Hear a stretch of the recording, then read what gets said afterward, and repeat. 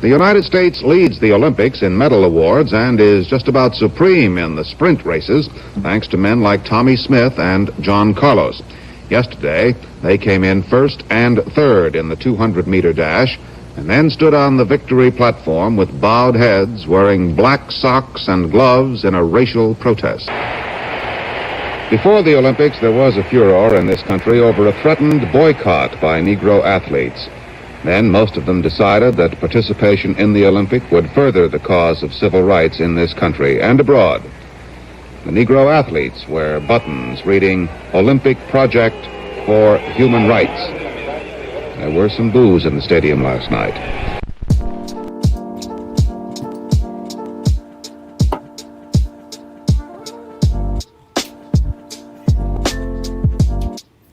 What is up, everybody? Happy Monday. Welcome into the DNBA show presented by Manscaped. Your balls will thank you. Your balls will thank you. I'm your host, of course, as always, Adam Mares, joined by my esteemed colleague, D-Line Co. Eric. What's up, guys? Happy Monday. Tough weekend online with D-Line and just in general. A lot of tough weekends lately. Yeah. You have Monday energy for sure. Without question. Also with Monday energy, perhaps, Brendan Vogt? Hey, I moved from one kind of blank white room to another. Look at that. So congrats to me. I live with my girlfriend now. It's the first time I've ever done that. So if it looks like I'm growing increasingly insane and unhappy over the next 4 months, that's probably what's happening. You need some delicious Portuguese food. It's going to be phenomenal. Yeah, and then the man with the wind in his hair, it's Harrison Wind. It looks like Vogt's moved to a much smaller room. Not only a new room, but a much smaller room. That is true. I kind of like it. I kind of like it. Cozy. Guys, today's guest on our show, one of my absolute favorite guests, favorite people to talk to about sports, about life, about culture, about society, and good thing because today we're going to be talking about all those things. It's Dr. Travis Heath. Doctor, welcome onto the show. Fellas, it's good to be back. Yeah. Good to have you back. The crowd is going wild. The sound effects. Always trying to man the sound effects and everything at the same time is always tough. No, today, guys, I've been itching to have this conversation all weekend because obviously a lot has been going on for a while. I think I, like most people, have been watching and reading and trying to just learn and absorb and take in as much information and think about my perspective. And I'll be honest, some of my perspectives on various topics have evolved over the last month. And I think for most people it probably has. Any thoughtful person is reflecting on. And one of the questions that has arisen since Friday was just the general topic of, should we be talking about sports right now? And should sports be happening right now in any capacity? Because right now, over the last month, there has been a social movement in the United States. And I think one that has had a lot of sort of momentum. You know, we've seen a lot of protests and different things happen when following certain events in society, most namely black people being killed at the hands of police officers, police abuse, these types of things. We've seen protests, we've seen riots, but this one has lasted a long time, and it seems like there's been some actual meaningful change that has already happened and some real momentum with it. And so it's led people like Kyrie Irving and other members of the NBA, other players in the NBA, to ask whether or not sports should take place and should resume, or we should stay in this moment. So I wanted to have Dr. Travis Heath on because there's nobody I think better that I know personally to sort of talk about these things. Always sort of thoughtful with regards to society and sports and culture and all these things and how they intersect. So I'm just going to start. This is the big question. We're going to talk about this probably for the full hour, but when you saw that come out on Friday that Kyrie Irving and other people were talking about, should sport, maybe we shouldn't do this, what was your first thought? I wasn't surprised. I mean, I thought it was inevitable that, someone would bring it up. Kyrie's probably the kind of personality you expect might bring it up, but no, it wasn't surprising to me at all. And it's a good question. I don't know the answer to the question. And to be honest, I don't think there is an answer. Like that's, See, we like things to be yes or no, black or white. Like, I know this is another heavy topic. Bear with me. I'm going to wrap this back around. But like, if you think back, unfortunately, like this era of school shootings for the last 2 decades really started in Colorado, right? And you think about Columbine High School, what happened? It's like there had to be a reason. You remember that? It was like Marilyn Manson. Right, yeah. Of course. It was Doom. Video games. Yep. That's preposterous, because if those were causal, we'd all be dead. Like, because millions of people listen to Marilyn Manson or play video games, right? And so I bring that point up to wrap back around to say, like, that there's just not an answer. Different people feel different ways about this, right? And whatever the NBA decides to do, I mean, I saw George Hill the other day say, like, basketball is the furthest thing from my mind right now, right? And for some guys, like the Kobe Bryant mentalities of the world, they can compartmentalize really well, and probably being on the court is going to be great for them, right? And it's going to be meaningful. But for other people, especially, black men in today's society aren't going to be able to focus on the court, right? And they're only going to be halfway there, and we're going to have people all in between. So the reality is there isn't an answer where everyone's going to feel comfortable, right? So that's the first thing. The next thing I would say is, like, the NBA, generally speaking, and I speak as someone who's worked, for teams in the NBA and so forth, so maybe I'm biased, but I feel like the NBA has always been ahead of the curve in terms of dealing with social issues and in terms of giving players freedom and flexibility to address these issues, right? Mm-hmm. And so I think, the NBA has a chance to, if they do play, right, to chew gum and walk at the same time, where we can play basketball games. Now, we could get into, like, how that's going to look. I have lots of thoughts about just the basketball part of it, but I'll leave that out for now. But that is part of it, right? Is that if it was just the social justice issue portion of this, like, maybe there would be a more defined answer or something, we could work through. But we also have a pandemic and all these other things going on. But we can stick just to this aspect of it, I think, for this part of the conversation. Yeah. And I think that, so the NBA, if any league can do it, I think it's the NBA, right? Where they can allow the players the freedom to sort of speak their minds and to take a stand. And of course, now the pendulum in society, the pendulum of public opinion, has shifted anyways. I mean, Roger Goodell is talking about, like, systemic racism. I when he's invocating systemic racism, right, I think he's full of crap. I don't believe him. But the point is that that's out for public consumption. And so now that the pendulum has swung, or seems to be swinging that way, it could be really good for the NBA. But listen, another part of me goes, this is potentially a pivotal moment in history, right? Do we need to be focusing all of our energy on race relations in this country, right? Is that what we need to be doing? Focusing our energy on 400 years, the history of slavery, right? And the residual effects of slavery that never really have been dealt with. And some of them aren't that residual, mind you. So the one counter argument to that is, well, sports are a nice escape. And it's like, yeah, but should black men be performing right now for primarily white audiences? Because white audiences are primarily, majority white audiences are feeling bored or want entertainment. I mean, you can see there's just so many different layers to this. It's not a simple issue. It's unfortunately easy for someone in my position, a white male, young white male, to have looked away. There are many distractions, and we have these conversations for a weekend at a time, or at least we have in my adulthood.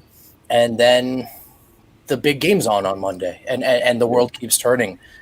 I don't know if not playing is the answer, but I can say definitively it's been harder to turn away now than ever in my life. And myself, but I think on the macro scale, collectively, we're all lasered in on this one way or on another. And it's hard not to wonder if that's a big factor in what seem to be the seeds of some potential big change.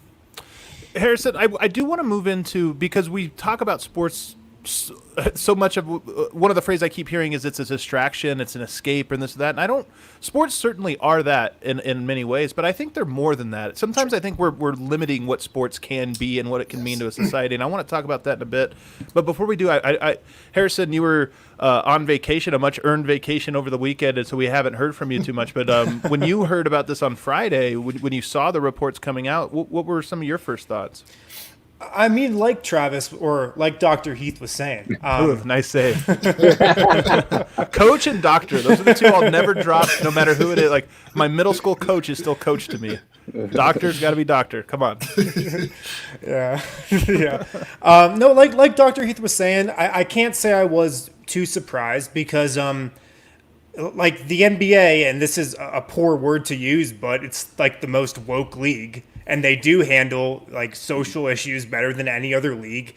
There are so many different viewpoints of players throughout the NBA, guys who are making $20 million, guys who are making $1 million, guys who came from, terrible backgrounds, guys who were privileged their whole life. That I was not surprised there were different viewpoints and different types of perspectives that emerged on this. So I kind of share those opinions. Yeah. And I think even just the general conversation, I mean, one of the things when we talk about a social movement and what is to come of it, I think there's real actionable things that people, I think, hope for and that, that are meant to spur. But I think everything starts with a conversation, right? Everything starts with, and that's why it's funny when people, even with this show, I mean, we've received some, not many. I think DNVR subscribers, thankfully, have, they're in it. They get the whole picture. They understand that we want to talk about everything that's tethered to sports. But we do get people that say, well, I don't want this or that from it. But you know what? This is a moment of time where everybody's been forced to have the conversation. And I think that alone has been a real positive. And then, of course, we keep saying the NBA is the most progressive. That's a low bar to set to scale, unfortunately. In the NFL, you can't trip over. The bar's so low you can't trip over it. But go ahead, Eric. Well, the NBA has the fewest players, right? Like it has the fewest actual people involved. Like that's always the issue. I assume that's true. I guess I've never sat down. I never thought of it. Every team has 13 players. Yeah, you're right. On a football team, you have 52 guys. That's always the issue every time it comes to contract negotiations with the Player Association in the NFL. Is that there are so many unbelievably disparate ideas coming together that they can't ever come to an agreement that benefits the players. But when I heard this news come out, my first thought was, I cannot believe they're just now having this part of the conversation. Like, I cannot believe that we went through all of this where we were just operating under the assumption that everybody was on board and we were just worrying about the details about what hotel they were going to stay in or if they get to bring their own floor as a benefit for being the top seed. That's so funny to think. You're right. A week ago, that was the thing that came out. It's like, here's some details, guys. We're talking about what floor. It's like, no, we're talking about every detail. Right. So it put me back to a place where I was like, oh, okay. Like I thought we were sort of like, we had moved past the point where we had to discuss whether or not this should happen. Yeah, we were like the one seed gets to stay at the Polynesian. Yeah. And it is funny. I mean, like as you say, doctor, like, I mean, it's an awkward situation. I mean, you're asking mostly black men to go into a situation and put themselves into a situation that could be dangerous health-wise, but also in this exact moment in time feels oddly exploitive, even though the rest of the time when we're watching basketball, if it felt exploitive then, now it should feel exploitive then. So I don't know. I don't necessarily buy into that side of it, but it is very uncomfortable when you're asking somebody against their will to do something like this when you didn't realize that everybody was on board in the first place. So that makes me very uncomfortable to know that people are not all on board. Like I certainly don't want to be in a place where I'm pushing for something that I feel like I personally would benefit from, but I don't even think it's that I would benefit from. I think the country at large would benefit from having not a distraction, but having something to unify us again, something that we can all sort of like look upon and feel proud about. I mean, that's the best part about the United States, if it's working correctly, which it clearly is not. But if it's if we're actually, living up to our promise, is that we bring together the best parts of all of these different cultures, and the amalgamation gives us something greater than the sum of its parts, right? Like, and right now, we're sort of in this place where we're all sort of like getting a little bit more tribal, and it just bums me out. Like, I wish that we could have things that we all sort of like feel prideful about. Like, I can feel prideful about LeBron James and Nikola Jokic and all of these things, all of these guys and talents and personalities and people that come together under this one idea that we can all feel good about. But, we're not there right now. So it's very complex and it's very unnerving. And I just want people to be happy, man. I just want to play basketball because it's nice and it's fun, and it's I don't know. To your point, Eric, I mean, I think even some of the leading voices in what we would call I guess not the opposition, the hesitation. I mean, they don't even have conviction in necessarily what they would or would like to do. I think it was just, hey, we weren't involved in this discussion, and we haven't necessarily taken the time and the breath to have the proper dialogue. And so, that's my big takeaway. It's like, it's not even, I don't even think we know that these guys don't want to play. They just feel like maybe they never had the chance to have that conversation and hear their voices heard. Well, it's a testament to where the conversation has gone and how big of a movement this is. Because when LeBron James wore a T-shirt that said "I can't breathe," I don't think players were thinking about not playing.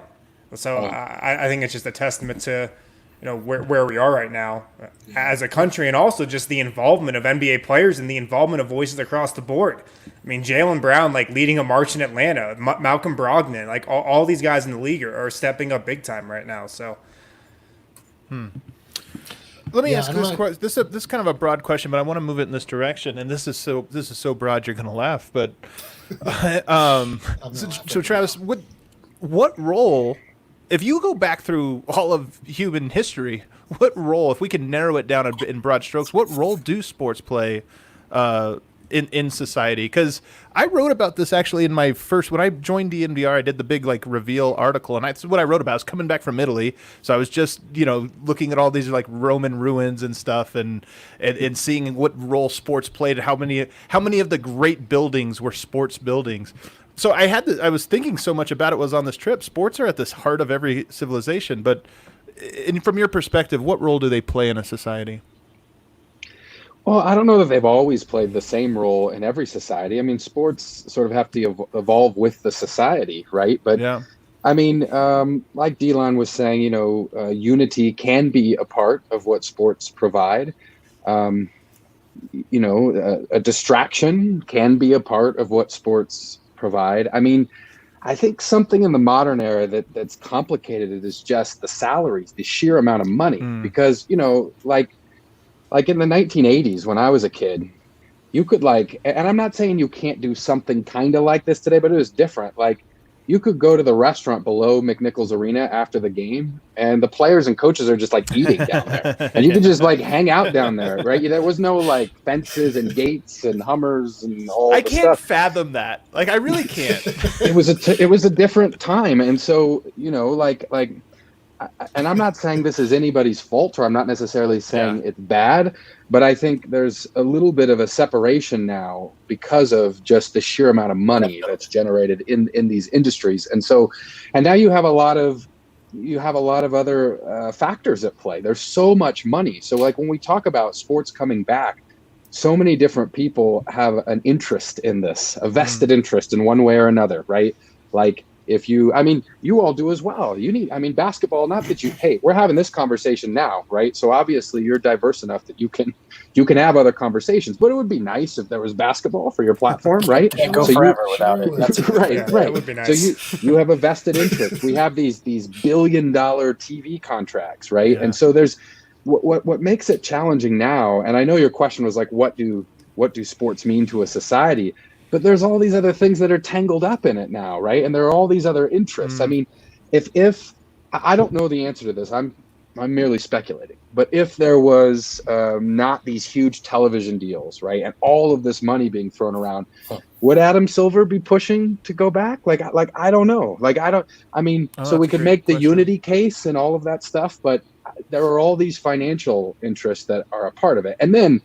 On top of all that, we have sort of the COVID complications. And so I want to acknowledge that when the commissioner's trying to make decisions, then he has this too, right? Which makes it even more complicated. But there's so much money now that's in play. I just think that so what do they mean? They mean the same things, I think, fundamentally, right? But athletes at one point were really, and I'm not saying they're not at all, but they were part of the community. They were your neighbor, right?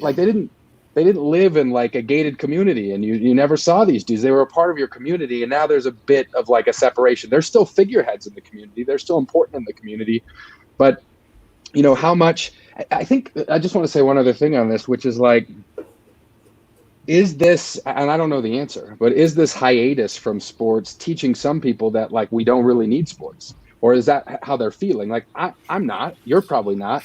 But I'm saying to the casual fan – Does it make them go like, well, shoot, I can find something better to do with my Sunday than spend 3.5 hours watching football? Like, I don't like. We have no research on this. I'd be interested to know, like, are the ratings just going to go back to the same place that they were? Like, there's so much unknown about this. And my hypothesis is if the athletes were still just like us, right? They were just like dudes out in the community.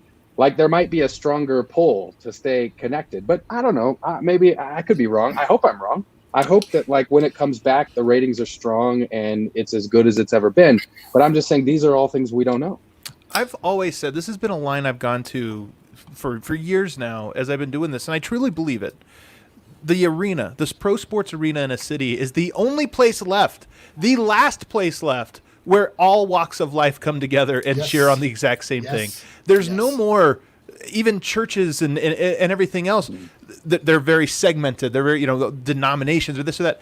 A sports arena gets, in football, 70, 80,000 people, political beliefs, sexual orientation, class, everything. They all come together, and for a little brief while, they're high-fiving. And so for me, I have a really hard time seeing sports solely as this distraction, because for me personally, before I got into sports media, they were such a positive. And then now that I've been here, look, it'd be hard for me to share all of the experiences that I have had as a voice for a fan base. In many ways, that's what I feel like. I'm a voice for the Denver Nuggets fan base.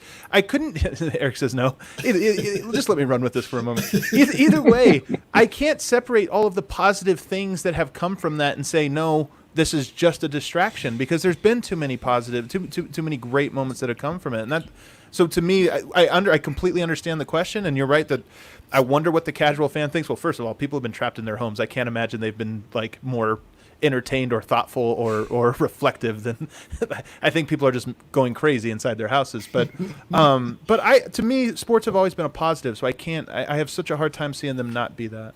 I do think there's some defining of terms to be done too, insofar as like distraction. I think right now in the current times, it's been used with a negative connotation. Right. But yes, in a closer to fully functioning society, distraction can be a beautiful thing. And in fact, it is my favorite part of sports, to willingly subscribe to something where the emotional stakes are high, the real life stakes virtually non-existent, at least for me. Yeah. So there's a beautiful catharsis. It's almost like a green light to just be yourself in a raw sense emotionally. But again, like the context that we're in right now sort of defines this term differently. And I'm not so sure that I want to be distracted. But to be clear, that's also the very thing I like the most about it. This is going to be the hardest thing. The hardest thing here. You're going to have to couch it, Eric, because we do have to. Unfortunately, we are a business. We do have to pay some quick, brief bills here. So, take us into our first break. We're going to keep this conversation going, though, guys. We got a lot more. Yeah. First up, guys, if you're looking for some beers this weekend, make sure to check out the Mile High City Copper Lager. Are you talking about the Jokic pack? Brew. Is that the Jokic pack? Is it renamed? Oh, yeah, we renamed it the Jokic pack. I really don't think this is going to stick, but I love how persistent you are. That's the 15-can sampler. Yeah, that's the 15-can sampler. I need to know, though, is it the Jokic pack because it's 15 like his number, or because of the number of abs he's both. In? That's what's so amazing about it. It's both. I like he has an odd number of abs. But you guys can pick up both of those items, the Breck Copper Lager and the 15-can sampler from Davidson's. They have curbside pickup and delivery. You can also get it from Breck Brew as well. Also, shouts to everybody who was in our WGT tournament this weekend. Congratulations, Harrison, for coming in number one amongst DNVR. I was top 15 barely, so not a great shilling from anybody on this call. It's so Dude, true. The 65 at the winner shot, that was a little ridiculous. That was insane. I really melted down on the last one. I don't want to get into it, but that was absolutely insane. But if you want to get in on future tournaments, you can download WGT from DNVRGolf.com and just search for the country club titled DNVR 2. DNVR the number 2. That's how you can get into all our future WGT tournaments.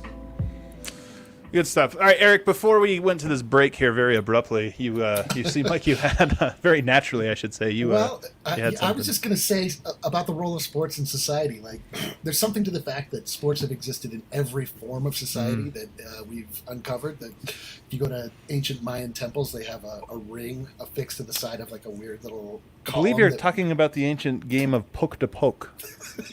Well, I don't know. It's an incredible poll. As per usual, I have no idea what I'm talking about. But I think sports are, in the idea of them being a distraction, like sports are so deeply ingrained in what it is to be a human being. Like there's something that sort of tickles the reptilian part of your brain that sports allow you to exercise, especially in a modern society where sports in a lot of ways serve as a proxy for that aggressive war-like part of your brain where you can harness this idea of competition and battle, but it's in an arena that doesn't mean anything. And like Brendan says, like my favorite part of sports is that I just go and I just am just the dumbest mouth breathing version of myself. I just scream. Like I only have 3 things that I scream, and I scream them over and over. You guys know I scream, "Let's go," "You suck," and "Boo." Those are the 100% true. That's completely true. And I say those things over and over. I'll throw, every now and again, I'll be like, "You suck, Westbrook," or something. I'll say whoever I'm looking at. But like, it's important to sort of get these aggressive feelings out and express them in a way that is healthy. And sports is sort of a part of that. And the thing that's troubling for me, the way that sort of specifically the NBA is going, and Travis made me think about this. Excuse me, Dr. Travis made me think about this. Like the divorce between Eric, it doesn't count as respectful if you're like exactly. Yes, he did earn it. It's not No, that was for that's for Win, not for Dr. Travis. I obviously have the utmost respect for Dr. Travis. Clearly, you could do that the first time, but after the first time in this show, you got to refer to him as Dr. I know. I made the mistake of thinking of him as on my level, which is the mistake. But I don't know. The NBA sort of like has this separation where they don't. It doesn't feel like they're in it for us as much as we're in it for them anymore. Like it's sort of like we're here for them more so than they are here for us. You're talking about the players of the NBA? And this might be to what Dr. Trav was talking about, is about the separation between players. That's what I'm saying. So, now we're coming to this place where, like, does the NBA, like, do the players care about the idea about having some responsibility to the fans? Like, does that exist? Or is it only the one way where, they get the money, they get the adulation, they get the fame, but they don't necessarily owe anything back? I don't know. This is a much larger discussion. Like, but it's worth at least talking about. Like, do people that are able to bring solace to a very upset and broken nation have any responsibility to do that? I don't know. That's a question. It's a good question. Yeah, I guess. I was leaving it. I was leaving it for Dr. Travis. Yeah. Looked like he. Yeah, no, I'm thinking about it. It is a good question. I have a hard time with, like, it was like on the last show that we did together, right? Like a responsibility. That's a big word, man. Do they have like? I don't think they have a responsibility. Like, well, okay, and then it's like contractual responsibility versus moral responsibility versus personal responsibility. As a member of the society, do they have any responsibility to its health? I don't know. Do any of us? And then that, it's a great question, and that goes back to the question of, if sports come back and the NBA comes back, is that good for the health of the nation? And I don't like. I'm almost always firmly in the camp of, we've got to be able to do multiple things simultaneously, right? Like, we can't, to be honest, like, leadership sometimes that we have these days, I'm not sure does a good job of that, but we have to be able to address multiple things at the same time. What I just keep coming back to is, what are the reasons why the NBA is going to play? Now, I'm going to get into the basketball side for a second, if I can, because I think it's germane to what we're talking about, which is like, I mean, I don't feel comfortable with them giving out a Larry O'Brien trophy for whatever they have planned. Like, if they want to give out a different trophy, or like money can go to a charity, like, that's cool with me. and I'm going to sound like the old guy, and I probably am the oldest guy here on our esteemed panel, but like, I don't, it's not Larry O'Brien worthy what they have planned now. Now, again, hey, like, do something fun, do something like, have some kind of fantasy draft, go crazy, do something that we'd never do in another year. Like, that's fine with me. Like, but Wow. don't have it be rooted in the tradition when it's something that's going to be fundamentally different. Now, I bring that up to this larger talk about what sports mean in society and all of that, because, like, what are we going back to? Like, why don't we just wait? And I know the answer, because there's too many people with financial interests. That's a big part of the answer. There are other parts too, but why not just wait? Like, what the heck? I don't know time. It's June. It's almost halfway through June. It's June 15th, man. Right. So, like, that can't possibly be right. So we've already had the equivalent of an off season, like since the last time we played basketball. Yeah. Like, let's just wait at this point, right? And so there's another part of me that says, like, why are we doing this? Like, why are we rushing back and doing all of this stuff at Disney World? And then we have this plan of, like, this bubble, which, again, as a psychologist, I look at that and I'm like, actually, it's a really good plan and it's really well thought out. And I give the NBA a ton of credit. They've overlooked one important point, which is that human beings have to execute it. Like, there's you can't get some certain NBA players to adhere to a curfew. You think you're going to get them to stay in a bubble? Like, so the issue with it is, like, okay, it is a great plan and the NBA has gone to great lengths. Also, these tests have somewhere between a 20% to 70% false negative rate. So if you average 20% and 70%, what are you almost to? 50%, which is the flip of a friggin' coin, right? Yeah. So, like, my point is that for what reason are we trying so quickly to get back? Now, if it ends up unify, or let me be careful with my language. If it ends up helping to unify, great. Then you know what? Stop all over my lawn, like, trample my lawn and give the Larry O'Brien trophy, and that's great. Then I say that's a great outcome.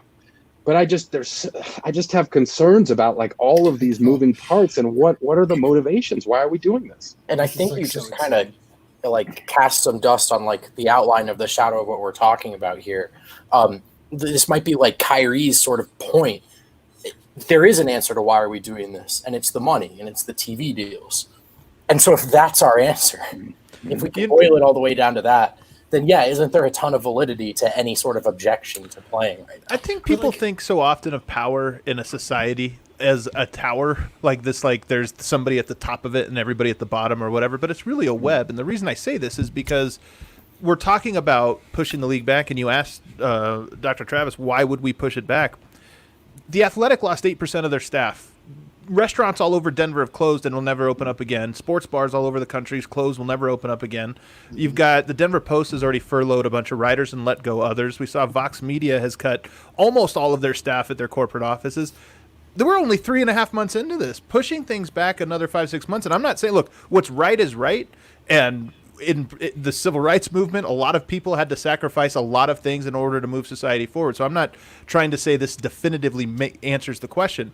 Sure. But when people I feel like a lot of people shoot from the hip on their takes about, well, we should just do this or that. And I'm not saying you are, but even from our perspective, I don't know if we would survive 6-7 more months without an actual sport to talk about. We've fought tooth or nail to fight to live where we are now. So yeah. I think the residual effects, and then this is the thing I suspect will come out this week as this story continues to evolve. I suspect that the powers that be in the NBA are going to really try to lay out what skipping the season means financially. And I think it means a lot more than just, all right, everybody loses 10% of your income. I think it means next year we lose all this and that, and we tear up the collective bargaining agreement because it no longer makes sense. So we have to renegotiate. And, Tillman Fertitta, who owns casinos and restaurants and everything else, he's not going to agree to a 50-50 split anymore because he needs money to make up for this or that. It's a web. Everything is a web, and one domino is going to affect all the other ones.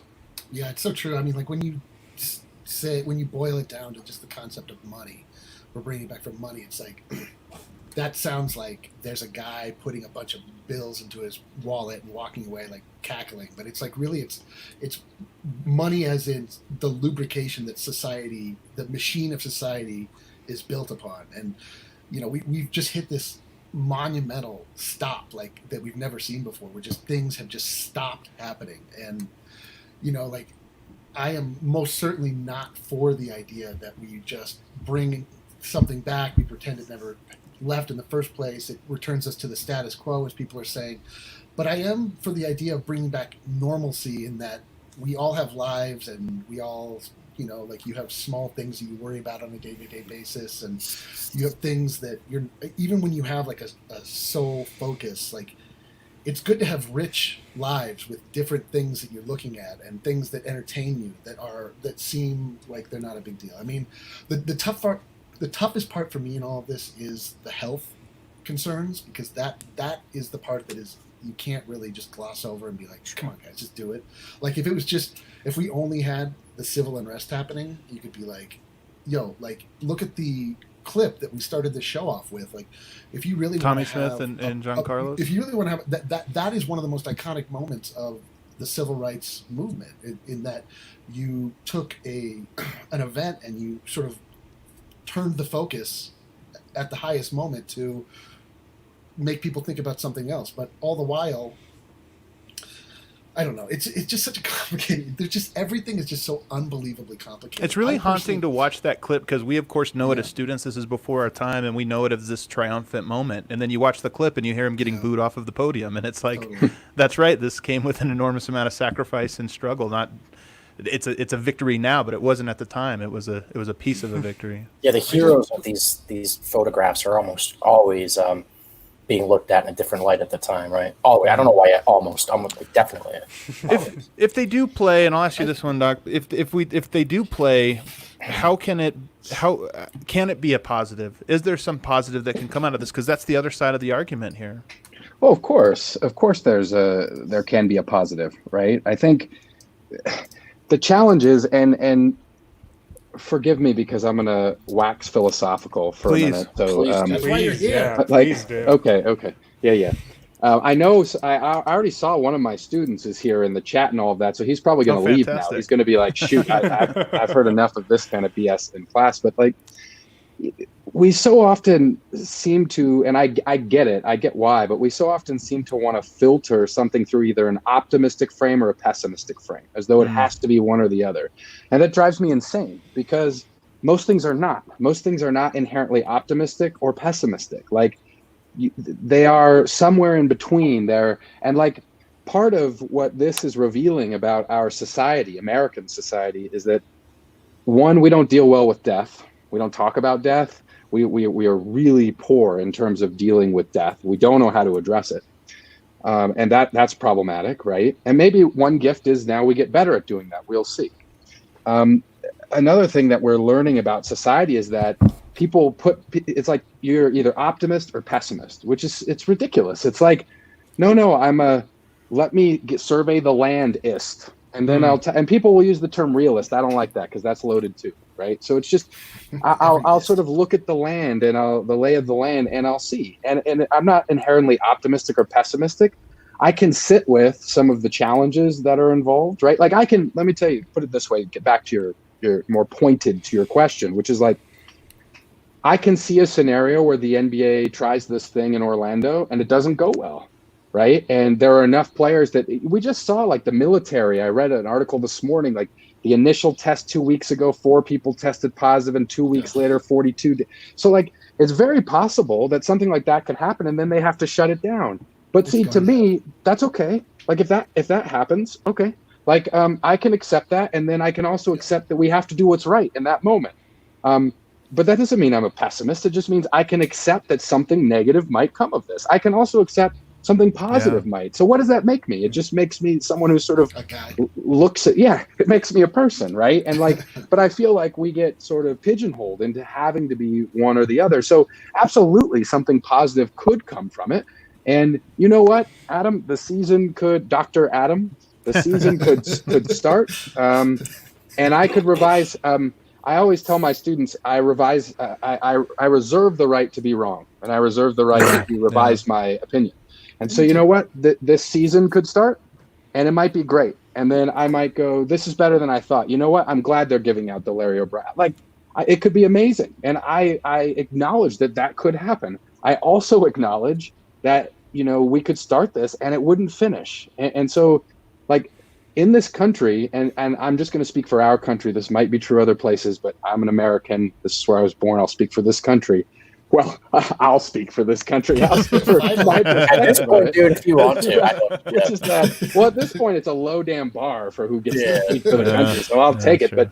But like, sorry, I don't know if I'm supposed to say stuff. You're fine. You're good. But it's, like we have to learn how to balance those things, and it's okay. It's okay for us to say some bad things could happen. There could be some good things. It could end up being neutral, and that's okay. But we have to, if we're going to go down this road together. And not just NBA, but whatever it is we're wrestling with, we've got to be able to accept all of those facts. Like when you think about the COVID thing, that's the problem. Like we can't tend to any damn nuance. So it's like in this country, it's like you either have to tell everyone to stay home or we just go back to work, which is it's preposterous. The CDC laid out a plan weeks ago that if we just follow it, we have a little discipline and we have a little patience, and but then we have to accept the fact that we could start doing this and we might have to pull back again in certain ways or in certain contexts. And people don't want to do that. It's either you're an optimist and you go forward or you're a pessimist, right? And so when you ask me about the NBA, that's the lens I'm looking at it from. So I'm absolutely open to the possibility that it could go well. And I hope it does. Can we we need to take one more break, but you said something in there that I think will really help steer where I want to go after this, and that was just about being wrong. You're open to the idea that you're wrong on this, and I think that's an important one. So, Harrison, take us to our final break, and then after that, we'll move the conversation in its final direction. Yeah, guys, Green Mountain Dental Group, located in Lakewood, the best damn family-owned dentist in the metro area. Yeah. If you schedule a cleaning, x-ray, and exam at Green Mountain Dental Group, they'll hook you up with a free Sonicare toothbrush. They are located just 15 minutes from downtown Denver. And remember, get a cleaning, x-ray, and exam at Green Mountain Dental Group. You will receive a free Sonicare toothbrush today. Also, you guys can get 20% off Strava Craft Coffee when you purchase it online using the code DNVR20. Of course, Strava Craft Coffee is packed with CBD. You can purchase it in K-Cups for your Keurig. You can get it whole bean. You can get it ground. You can get it for 20% off online when you use the code DNVR20. Is this song too sexy for It is definitely too sexy, but I already committed to it, so here we are. I love this one. You guys don't know. I do know. FKJ, you don't know. I do know. Just let it ride for a little. Just let it ride for a little bit. Just take it for a spin. Let it breathe. No, so I wanted to talk about this because I watched Dave Chappelle's video that came out a couple days ago, I think on Thursday night, and I'm gonna admit it really affected me quite a bit, and it was I thought it was incredibly powerful. And to be perfectly frank, I haven't really stopped thinking about it since watching it. It's one of those things that's kind of lingered with me. And I'm also, I think, a little bit embarrassed to say that after watching it, my perspective changed. Not like radically. I didn't have like a radically different view, but it really made me think about just what we are doing, because we have been talking about sports now for the last 2 weeks. We had our moment where we sort of addressed the Black Lives Matter movement, and we talked about different things, but we've been talking about sports, and there you go. Somebody in the comments knows the song.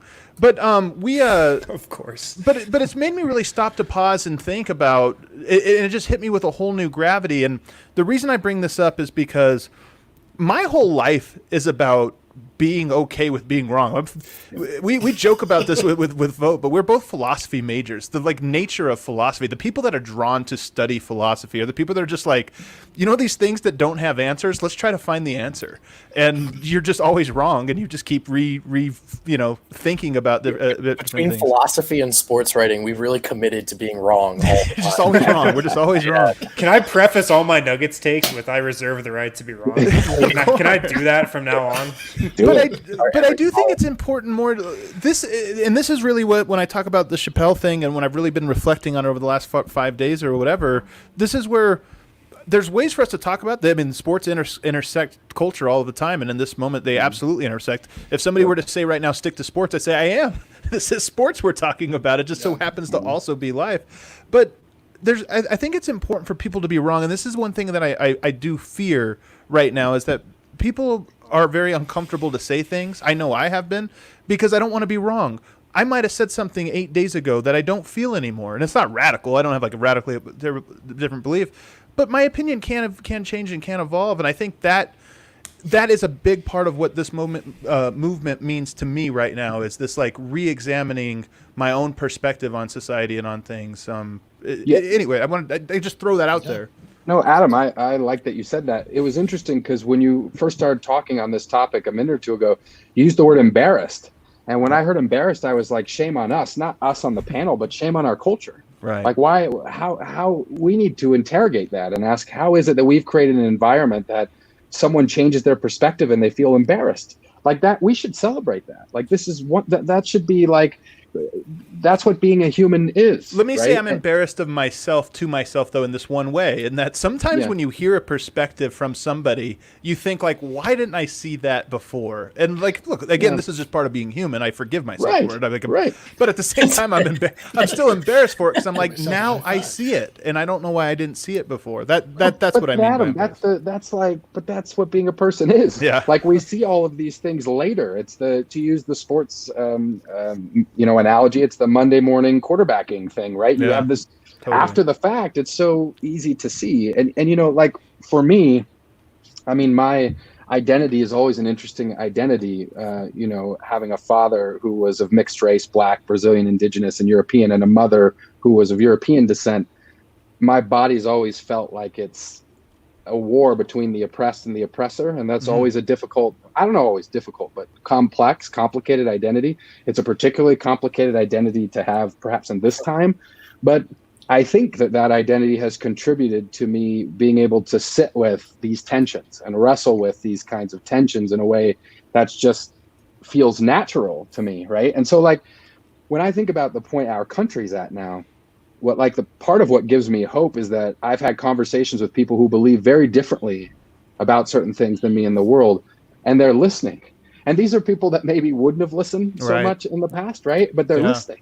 And it's totally. Listen, whatever they end up believing, that's fine. Like, I always I'm talking about my students a lot here, but I always tell my students, like, look, you can leave your beliefs at the door. You can pick them up on the way out. Like, I'm not trying to steal your beliefs. Right. All I ask that you do is look through different lenses. And, I've people in my life that have different beliefs than me are listening. And so that to me is the positive side of all of this, right? And like, this is the sort of thing that, to kind of begin to take this full circle, like Brendan and others were talking about this at the beginning, it's like, this is where distraction and a negative connotation could come up. Like, we don't want to get distracted to the point that we stop having these conversations, that we stop doing the work of being wrong and examining our belief. Like, that's maybe not for you all, I don't know, but for me, that's hard work. Like that, it's exhausting. I'm so exhausted for a lot of reasons. I've been protesting and there's a lot going on, but I'm mentally exhausted, not physically exhausted. And part of that is just because, not just the emotional part of it, but just wrestling with all of these different ideas. And like,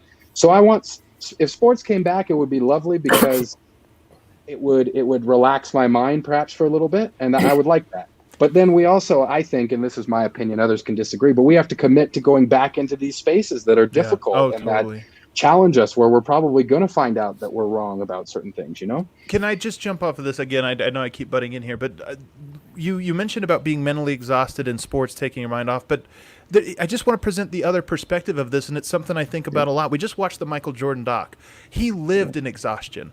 We talk about Kobe Bryant. He lived in exhaustion, but what do? They push through it. And it was this thing that you can sit there and watch the Michael Jordan documentary, or Kobe Bryant player, LeBron James, or any of these guys, and when you see them truly push themselves to the limit, and you're sitting on the couch eating popcorn and drinking a soda and just like gaining weight. But there's something about it that you just kind of want to stand up and be like, I want to be better at what I do. And to me, this is how I always feel when I'm watching athletes at the highest level. It's not every night.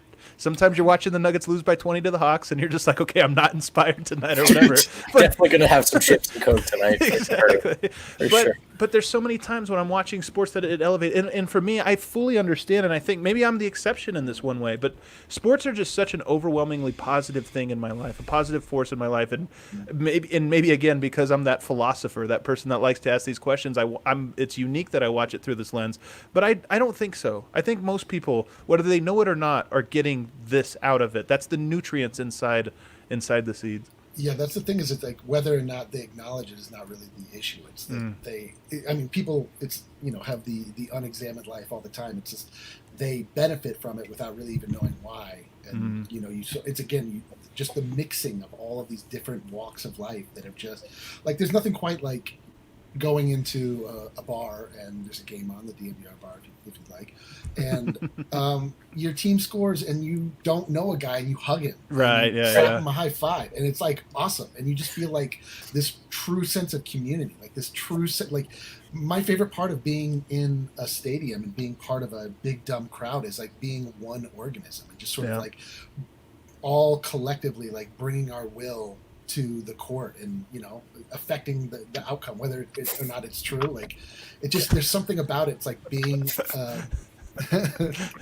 getting roasted in the comments. I'm always roasted in the comments. You guys notice this? The comments are just like flooded with roasties. But, Eric, I agree though. Like, do you remember the first time when you were a little kid and you were at a game with your dad and just some guy, just an older dude, you know what I mean? Seemed cool, had the jersey on, he high fives you because your team scored, and you're like, hell yeah, like I'm out here, I'm with the guys, you know? And that feeling is great. But I guess maybe this is a ridiculous statement because we've also sort of jumped over like the difficult part of this, which is we don't know what this work looks or sounds like, the work that might be done in place of basketball right now. Sure, yeah. Do you know what I mean? So it's just sort of I'm kind of losing my train of thought here. So it's a little difficult. Yeah. I was saying earlier, like the thing that's also sort of like at odds with the message that Kyrie is talking about is that the people that are going to be watching the NBA, like he's preaching to the choir at that point. Like it's the people that are watching the NBA are generally, I would imagine, on board with this message already. Like more so than maybe the rest of America. Maybe less so than you think, but more so than say the NASCAR like, watcher or something. Yes, like by taking away the NBA, I don't feel like you are causing the people that you want to reevaluate life in general to do that. You probably are just you're arming them with the idea that these are spoiled brats, that blah, blah, blah. Like, I don't know. I mean, maybe that's just me searching for another reason to just desperately bring the NBA back because it helps define my life and I have not a lot going on. But, I just want good things in life. I want to remember like why it's even worth fighting for anything in the first place. And it is for trivial things. It is for things that like just bring whimsy and joy and like make you smile and laugh. Like that's what life really should be about at the end of the day. So, like it's so complicated because we're dealing in the world of symbols now and everything is so symbolic of everything else.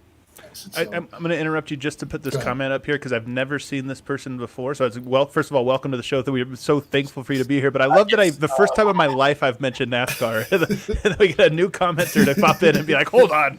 I've been biting my tongue for years. I'm ready to tell you NASCAR's better than you think, man.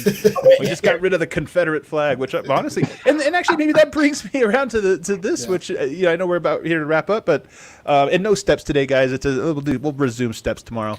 But today, like, there actually has been something. I don't want to say a lot because that's all relative, but there's been actually some interesting things that have come out of this. I mean, the NFL admitted they were wrong. If you would have actually told me that the NBA would pay for and run an ad that opened up saying we were wrong about something really big, something that we fought for years, we were wrong on, and actually we should allow our players to kneel. And not only that, but us not allowing that to happen was us purposefully ignoring and diminishing an important thing. That's big. Now, I don't know if that's, I'm not saying big enough. I don't know. I don't want to overstate what it is. NASCAR saying no more Confederate flag. That's big. That's to me, that's a shift. We saw little towns like Ridgway, Colorado, doing Black Lives Matter parades, throughout their city. Like this is things we haven't seen before, and the discourse and the conversation about, what does policing in this country mean? How can we make it better? Not just like we always hear the bad apple story and this or that, but people actually saying like, what is police? What is police work? What does that mean? And is it the picture we've always had for it, not what it actually is supposed to be, because it always results in flaws? To me, that's meaningful change. Am I just being too optimistic here, Doug? No, this is what chaos can afford us. Chaos can afford us the opportunity to question things that have remained unquestioned. right? And so you're starting to see some of that happening, and I think that that's good. It's painful, and especially painful for people who may have been more in dominant groups that benefited from this, right? Because this is challenging like history. It's challenging the way in which we understand history, and history's been taught, which thereby some people really adopt this history as a part of their identity. It's a really difficult thing, right? And so, but this is what I think it is. Like chaos, immediately people think that's bad. I don't always think it's bad. It opens up opportunities. But then, I think Brendan was starting to get to this. But then we have to do the work. Yes. And I have a sense of what the work might look like, right? Like at the university level, they go, we want to do anti-racist stuff. I go, okay, cool.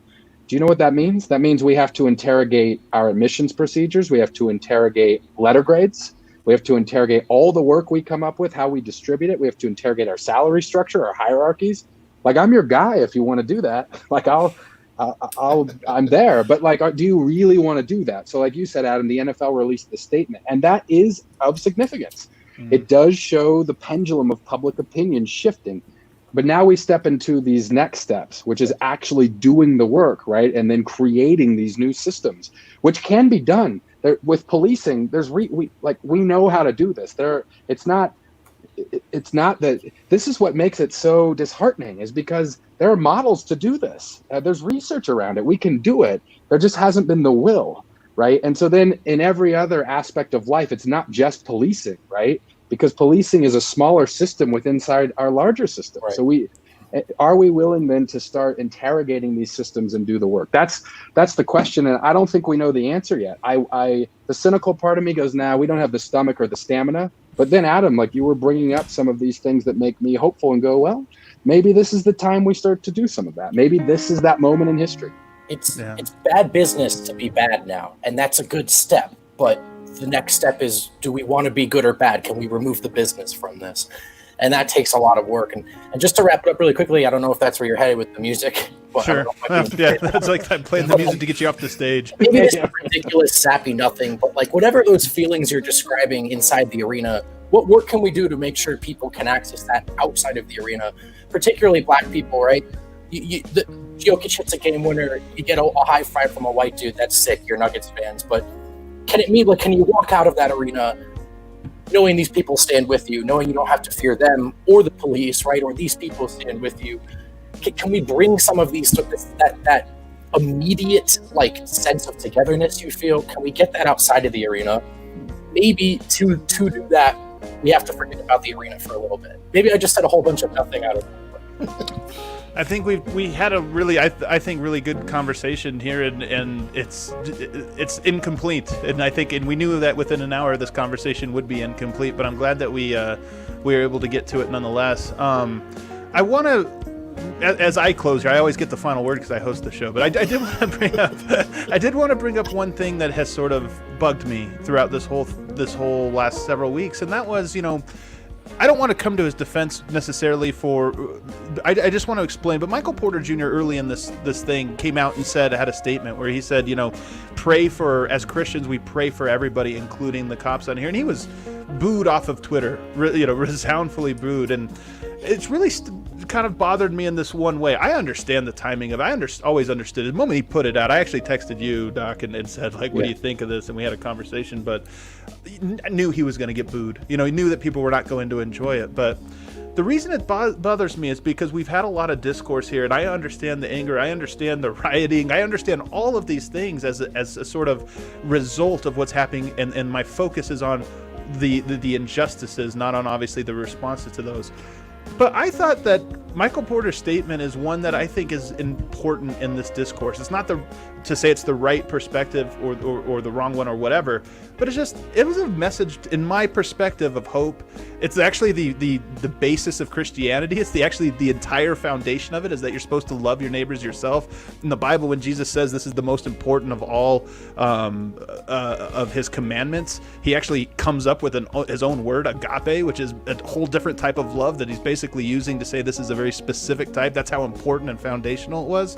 And I think it's weird and something uncomfortable to me that somebody saying, hey, you know what we're supposed to do? Love each other, getting booed off of Twitter in this moment. And I just wanted to kind of put that in there. There's layers to it. It's more nuanced than that.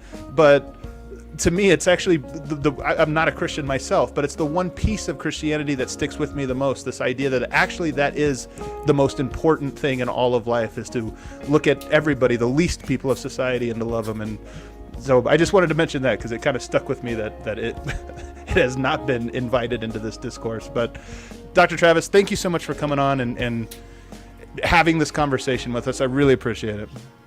It was great to be here. Thanks, fellas. Thanks, everybody, for tuning in. And we will be back again tomorrow with a brand new episode. We'll see you then.